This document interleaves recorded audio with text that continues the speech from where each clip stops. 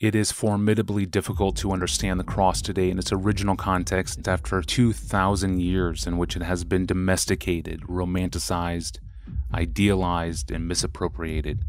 Occasionally, a modern interpreter struggling to find some correspondence that can be grasped by people today will compare the cross of Roman times to the American electric chair.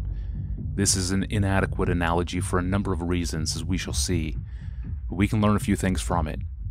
Imagine revering an electric chair. Imagine using it as the focal point in our churches, hanging small replicas around our necks, carrying it aloft in procession, and bowing our heads as it passes. The absurdity of this scenario can readily be grasped.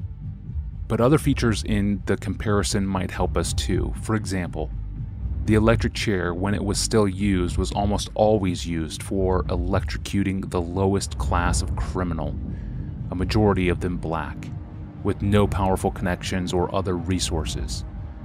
Similarly, the Romans virtually never used the cross for executing people who had occupied high positions, and never for a Roman citizen. Another point of contact is the contradictory response of revulsion and attraction familiar to anyone who has ever slowed to look at a wreck on the highway. Even the most fastidious person, when confronted by a photograph of an electric chair, let alone the real thing, will experience a disturbing fascination. There have always been people who specialized in coming to cheer and applaud executions when they took place, whether lynchings or hangings or electrocutions. That is what undoubtedly happened on Calvary when Jesus was nailed to the cross and left there to die. Crowds of people, then as now, took pleasure in reviling the one who was being put to death.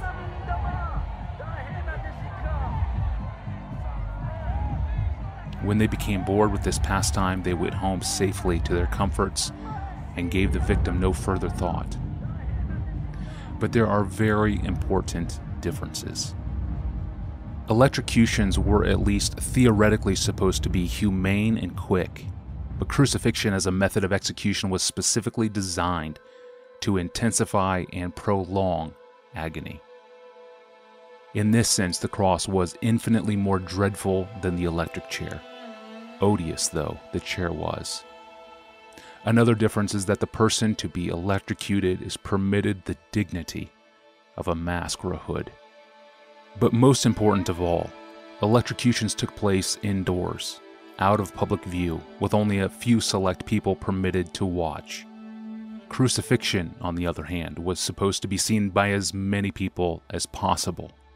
Debasement resulting from public display was a chief feature of the method, along with the prolonging of agony. It was a form of advertisement or public announcement. This person is the scum of the earth, not fit to live, more an insect than a human being. The crucified wretch was pinned up like a specimen. Crosses were not placed out in the open for convenience or sanitation, but for maximum public exposure.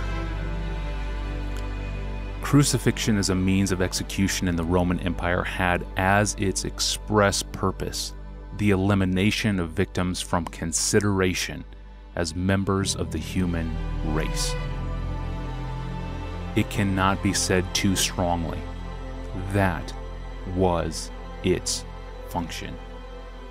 It was meant to indicate to all who might be toying with subversive ideas that crucified persons were not of the same species as either the executioners or the spectators, and were therefore not only expendable but also deserving of ritualized extermination.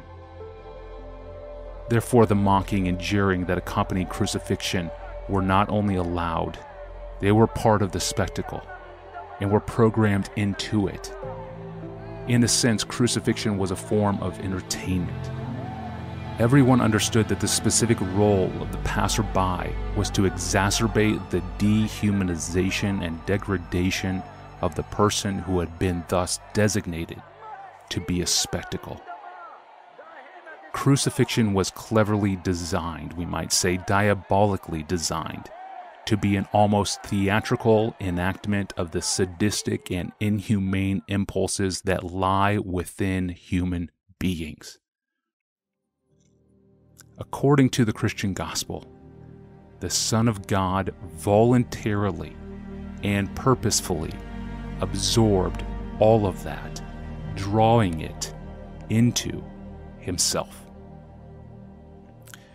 Anyone seeking to interpret Jesus' crucifixion must decide whether or not to include a clinical description.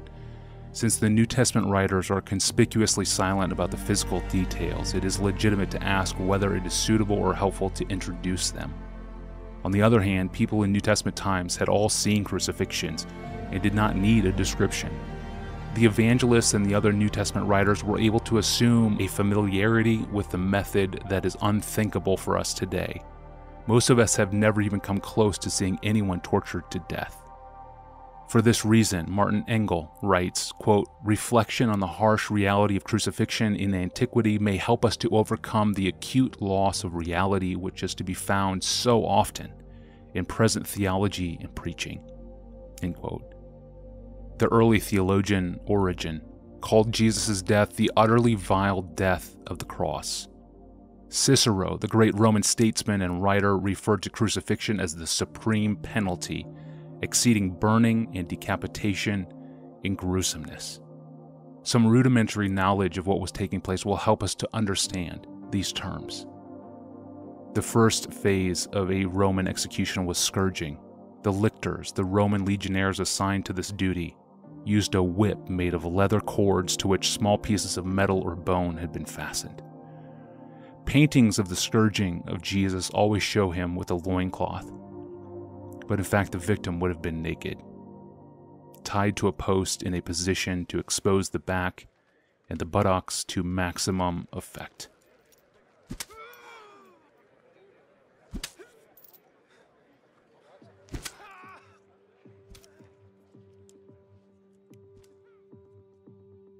With the first strokes of the scourge, skin would be pulled away and subcutaneous tissue exposed. As the process continued, the lacerations would begin to tear the underlying skeletal muscles. This would result not only in great pain, but also in considerable blood loss. The idea was to weaken the victim to a state just short of collapse or death. It was common for taunting and ridicule to accompany the procedure. In the case of Jesus, the New Testament tells us that a crown of thorns, a purple robe, and a mock scepter were added to intensify the mockery. The condition of a prisoner after scourging just prior to crucifixion would depend on several things: previous physical condition, the enthusiasm of the lictors, and the extent of blood loss. In the case of Jesus, these things cannot be known, but the fact that he was apparently unable to carry the crossbar himself would indicate that he was probably in a severely weakened state, and he may have been close to circulatory shock. Those being crucified were then paraded through the streets, exposing them to the full scorn of the population. When the procession reached the site of crucifixion, the victims would see before them the heavy upright wooden post permanently in place, to which the crossbar was to be attached by a mortise and tenon joint. The person to be crucified would be thrown down on his back, exacerbating the pain of the wounds from his scourging and introducing dirt into them. His hands would be tied or nailed to the crossbar. Nailing seems to have been preferred by the Romans. Ossuary finds have given us a clearer idea of how this was done. 2,000 years of Christian iconography notwithstanding, the nails were not driven into the palms, which could not support the weight of a man's body, but into the wrists.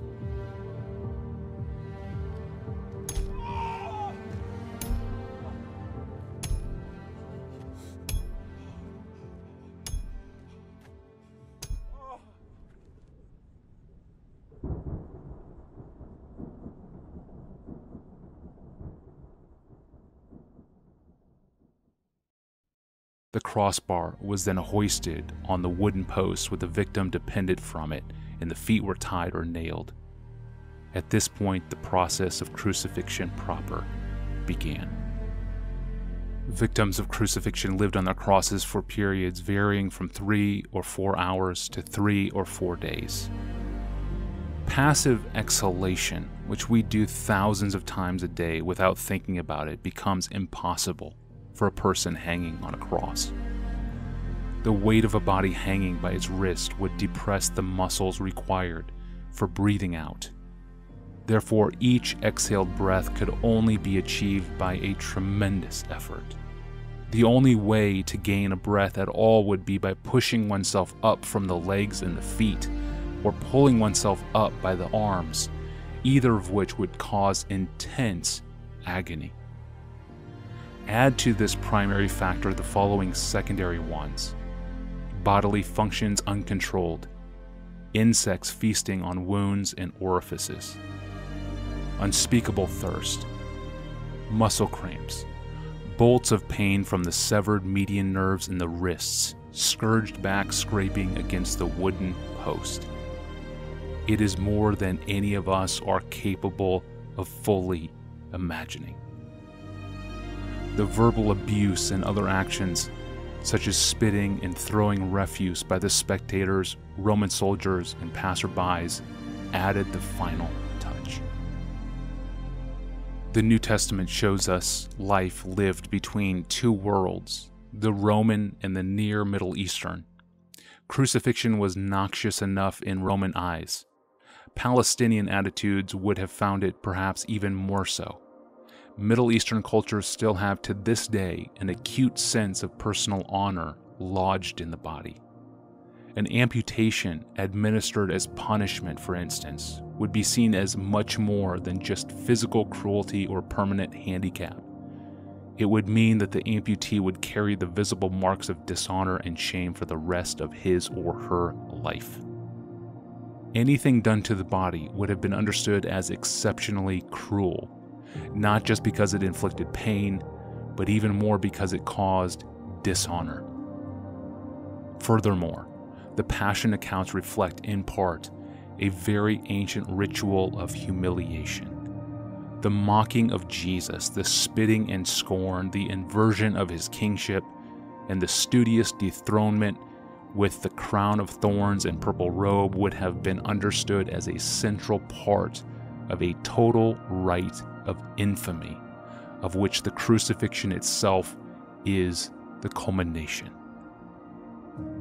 Another aspect of the crucifixion, not widely noted, is that a crucified person, gasping and heaving on his cross, is forced to be his own executioner. He is not even allowed the perverse dignity of having a human being corresponding to himself who hangs or decapitates him. He dies truly and completely alone, with the weight of his own body killing him as it hangs, causing his own diaphragm to suffocate him.